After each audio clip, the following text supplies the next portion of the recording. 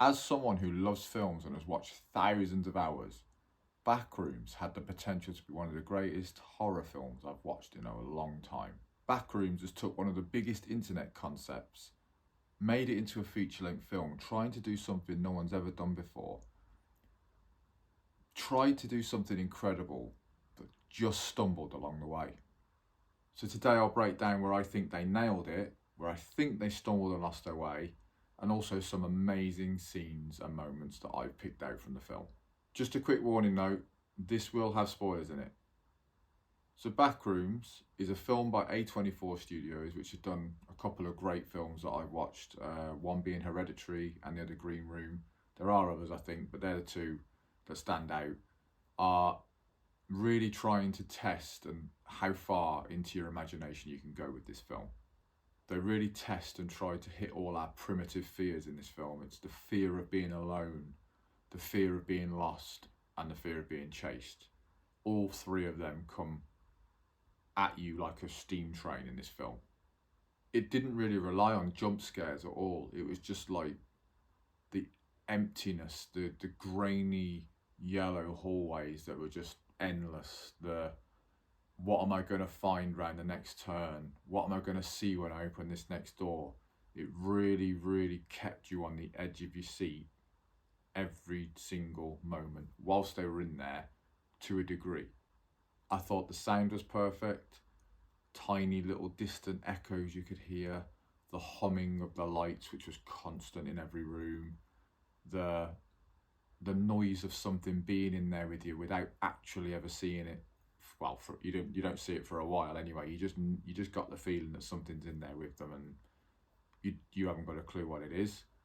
So all of them together really create an atmospheric like ball that you just can't escape. It's really cleverly done. That alongside the very good camera work in this film, they showed very, very good layers of the back rooms to show its vastness, to show how big this place was. It wasn't just all on one level. It was really taking you to the depths of what it was. These things took it into the realms of like a 9 out of 10 for me. Obviously, I'll explain other aspects in a minute, but these sort of things were in that really high end, and it reminded me of two things. And you put in the comments if what the film reminded you of. So for me, it reminded me of a film. So the first person camera aspect reminded me of a film called Wreck. It's a handheld camera zombie film. It's Spanish in subtitles. They did a few of them. There's about 3 or 4, I think. But I remember watching Wreck for the first time, and it was really, really tense. It's a really very cleverly done handheld camera film, and the Backrooms did that well. They did that first person camera bit up until it stopped being that bit. It did that well, and then the layer aspect of it and the camera work and the what I would like to call the upside down world is I've watched Stranger Things. Now Stranger Things is one of my favourite TV shows ever. That showed a layer to a world, the upside down world, and it only had, perceivably 2, didn't it? The real world and the upside down world. Backrooms was trying to go into showing you the layers of it. Now, whether it meant there's the depths of the worlds within the Backrooms, or whether it was just that it had multiple floors, I don't know. But if you combined Wreck with Stranger Things and put it into one, minus the zombies and the things in Stranger Things, obviously, it tried to build that atmosphere, I think. And just with the camera work thing, it was very good at picking up little details. Now, one that stood out for me, and I love this type of thing, it's continuation for me. Some films really fail to do it. Now, you'll find that the bigger budget films don't tend to forget it, but mid to low can really, really let this slip sometimes. Is when Mary goes down to the basement and sees the outline of the door, but doesn't know what it is at the minute. She just thinks it's just on the wall. And then the fly flies through the wall, right? Obviously, she's got the shock value of like, where did that fly just go? She acts it very well, in my opinion. Then the camera pans to the side and goes through the wall with her when she realises that you can pass through. Now, the cherry on top for me here is great camera work, shows her go through into the back rooms, and I like the transition. But when the camera then zooms and turns back at Mary's face to show you that she's now in the back rooms, there's a split second, and I don't know if many of you caught it, the fly, for about 0.2 seconds, you just see it in the shot and it flies out. Now, that continuation to say that that fly has just gone through that wall, it went through 10 seconds before it panned Mary through, could have easily been forgotten. But the fact that they remembered it and they thought, you know what, it'll be good to show it, to show that that fly's still in this world, to say that everything can pass through and everything stays in this world until you pass back out. I just love that continuation shot. It ticks everything I've just said there about like the camera work and all the atmospheric stuff, so it's really good. So that explains a lot of the stuff that I really like about it, apart from going across the actors, which I'll do that in a second. The one thing that just let it, well, there was a couple of things, but the main one that let it down for me was its pacing. Now, this is a tough one for films, because, especially horrors, because you've got to keep that tension there, I get it. And Backrooms has to keep a certain tension, because Backrooms doesn't rely on something chasing you like you would in Halloween, Michael Myers chasing you or whatever, you know, that you always know Michael Myers is there and he's after you, right? And you know there's something in there, but he doesn't show you anything for a long time, so you're relying on just the atmosphere, the rooms, the noises, the tension.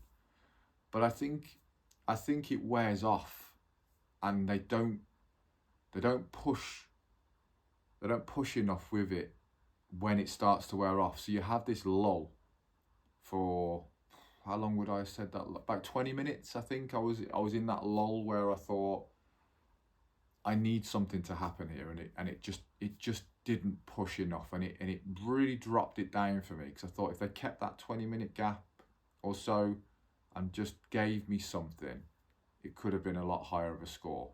And what I mean by that is just like the horror aspect of it was just very one-dimensional right up until like the last 10 minutes of the film, and by then you've just got so many more questions because they haven't delved into that side of it enough, with the horror characters that come at the end, like Captain Clark, and you just think, well, what do all these mean? What do all these characters and these weird entities mean that are in this time? And then what does it mean when they see the team at the end? It's like, it felt a bit rushed at the end, and there was too much focus on the hour and 15 minutes of just wandering around every room, which I get is the Backrooms, but if you're going to make a feature-length film, you need to have a bit more substance and just tell us a little bit more about it. Because if it's an internet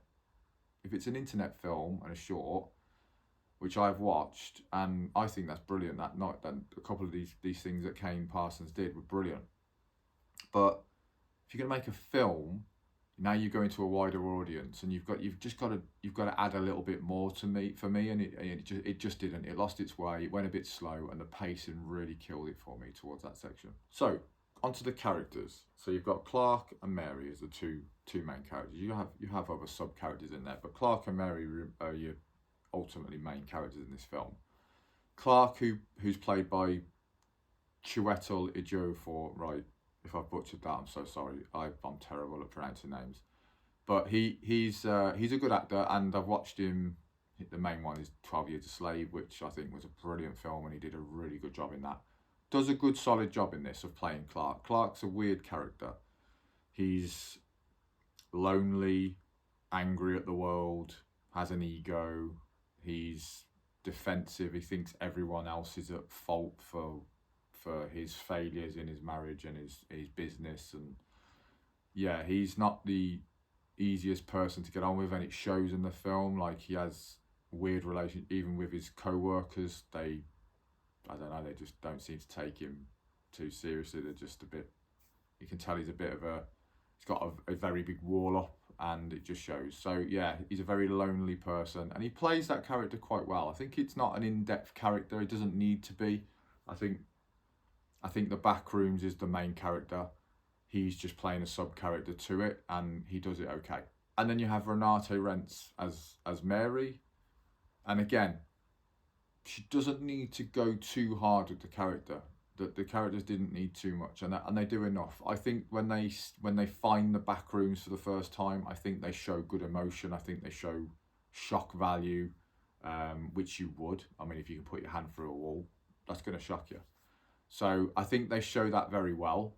I think, you know, she shows her childhood trauma quite well. It comes across. You see little clips. She's cool, calm and collected on the outside, but you see clips of her going for a medication. You see clips of her having like this flashbacks of her childhood trauma where, you know, her mother has kept her locked up, as you would. So I get why she's turned to being a psychiatrist. She's trying to help people like Clark, you know, not have that, you know, fear of being trapped. Now that's where I think these two characters with the Backroom have two different types here now. So you've got Clark, who's lonely, lost all willingness to be in the outside world, doesn't care for anybody as such, goes into the Backrooms. It shows at the end, but even during while he's in there, it shows that it's actually quite a perfect place for him. Once he gets settled in there and the shock value goes and he realizes what it's about, I think it actually suits his personality, and that's why I think you actually start to see him actually like this place. There's no judgment in there. It's a safe place. You can do and say what you want. So I get that. And then Mary's side is the other side of the coin, where she then goes, it flashes back to her childhood trauma, so she feels trapped again. So when she's inside the Backrooms, it brings up that I'm trapped world. I can't get out of here. I need to, and she needs that reassurance that she's going to be okay to get out of this place. And the two of them work well in there, and they clash, and it really sets off the characters really well. So in summary, I don't want to go on too long with this. It's my first ever one of these, my first ever review. I love films, but I've just thought, you know what, I want to share this with people. I hope I get comments. I really want to talk to people about films. I love people's angles. I read comments on other YouTube videos, and I just think, wow, I didn't even think of that. And it really fascinates me how everyone looks at films differently, and this is the perfect thing for me because I overanalyze films. I look way too deep into them sometimes, and I just think, you know what, how do other people see these films? Do they see it on even deeper levels, or, you know? And what I really want from this is to build a lovely community, to have suggestions for films, to do films that people would love to have someone relay their opinion back to. But the summary of the Backrooms, okay, I've watched many a horror film in my time, probably too many horror films, good and bad. Yeah, some. I mean, I've watched some horror films that I'm never going to get an hour and a half of my life back, and would probably numb the brain of most. But one thing with me is if I put a film on, I really struggle to stop. I spoke to a lot of people I know, they can say, yeah, if it's 10 minutes, it don't get me, I can stop. Unfortunately, if I start a film, I have to finish it, no matter how bad. But Backrooms wasn't one of them. Backrooms was a good film. It was a good film. If it weren't for the pacing and probably just a bit more depth to the last section of the film and understanding it a little bit more, making me understand it as someone, if I'd never watched anything about the shorts and I just went into the Backrooms, I would have come out like, well, it didn't answer anything for me. It was just a very good film at what it was supposed to do, the atmosphere, the tension. But from a storyline perspective and a pacing perspective, I think it could have been better. But from a visuals, camera work, you know, how the layers, the depth, and the idea and the imagination, brilliant. So I fell into that. I was thinking 7 to 8 out of 10, and I'm going to give it a 7.5. I'm just going to sit on the fence, as I do, right in the middle. 7.5 out of 10. I don't give 9s and 10s out willy-nilly. There's not many films, so just as an example, I've got an app called IMDb. I rate films, so when I watch a film, I go into IMDb and I'll rate it. Now, a little bit sad, I know, but anyone else do that, let me know. But I rate the film, and the reason why I do it is because A, it's a little bit of a catalogue and a backlog for me to see, you know, what I've watched and where I've rated them, and if I'm interested in one day to go back through it. Or if I want to rewatch a film 10, 20 years down the line, and I don't remember, but I think I've watched it, that means it's probably not that good. It will give me an indication of what I rated it the first time. Because I've rewatched films. I've watched some films way too many times. Some of my favourite films I've watched 10, 20, 30, 40, 50 times. You know, it doesn't matter to me. I can rewatch films. So the IMDb app just kind of gives me this little backlog. But we're going to go 7.5 out of 10 for this. Very, very good, solid film. That's a good score from me. But it could have been better, which is the shame. I think it could have been like an 8.5. I really do. If there was just a few extra things. But that's my opinion. That's why we're here. So yeah, thank you very much for watching. And if you could like, subscribe. I've got loads more of these to do. I know already what my next film's going to be because I've been dying to watch it for ages. So I hope you stick around and you'll see the next one.